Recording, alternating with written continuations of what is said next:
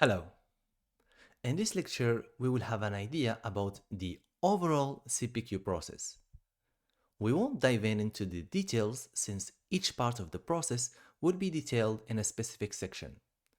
But it's important for you to have an idea about the big picture. Let's imagine this use case scenario.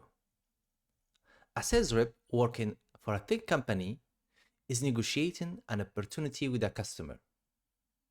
The customer needs 100 laptops, 50 software licenses, and a 2 years data service plan for his employees.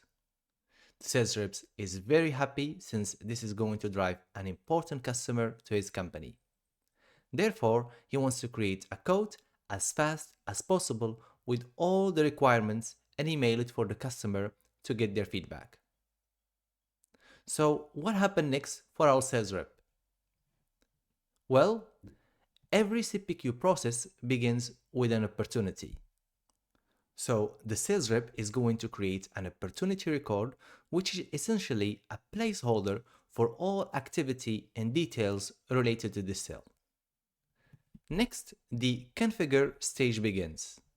With CPQ, our sales rep will select the specific products, services, and custom features the client needs, namely the laptops, software licenses, data service plans, and custom features the customer requested. Once configured, the next stage is pricing. CPQ considers volume discounts, bundle discounts, and any customer-specific pricing agreements. For instance, let's say this client qualifies for a 15% discount for subscribing to a 2-year contract and volume discount for requesting over 100 laptops. CPQ automatically does the math, helping the sales reps focusing on the sale instead of the calculator.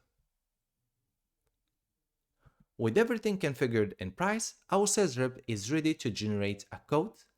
The system instantly compiles the product details, quantities, prices, and terms into a professional code document. Our sales rep sends it over to the customer, who reviews and approves the code.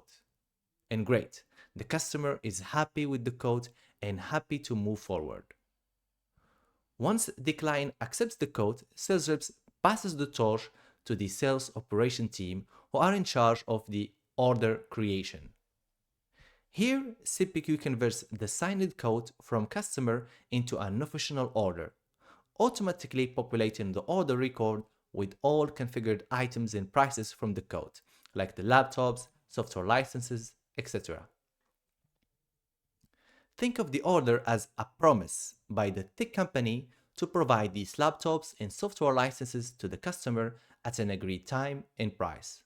This order can serve later in the invoicing process, but also with the tracking of what the customer has purchased over time. Next, sales operation team can track the order, and CPQ automatically generates assets, subscriptions, and contracts. Assets are the physical items the customer has purchased, like the laptop, and subscriptions are the services the customer has subscribed to, like the software license or the data plan for 2 years. CPQ also generates a contract to track the subscriptions over time. Now our customer has made these purchases for 2 years. Let's say that 6 months into the contract, the customer notices that he may need more software licenses, so he wants to change the contract. Well, this is where amendments comes in hand.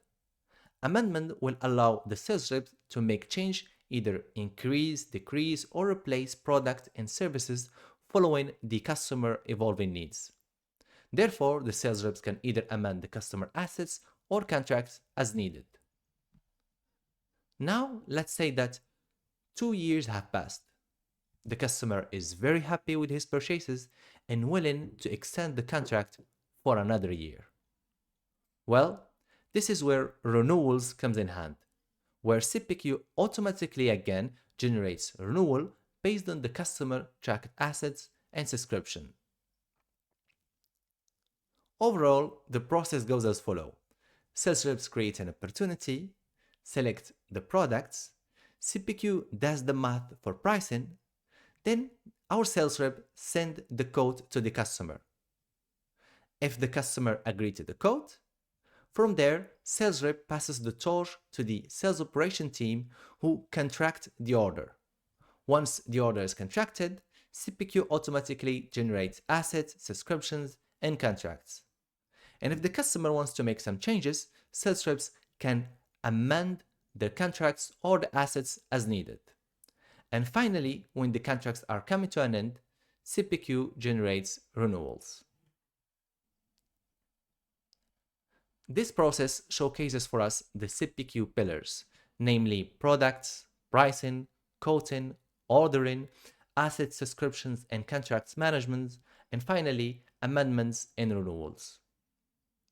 Again, this process may seem a lot to take in at once, but this is just the big picture.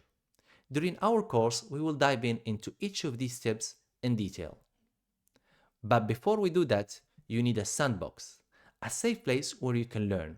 That is why in the next section, we will learn how to install a CPQ in general and how to create a CPQ developer, a safe and sandbox environment where you can experiment, learn, and follow along this course.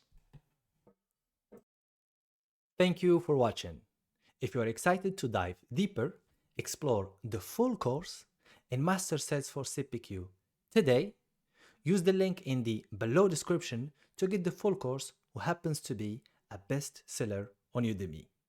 You will get a lifetime access, a certificate of completion, and exclusive content. See you there.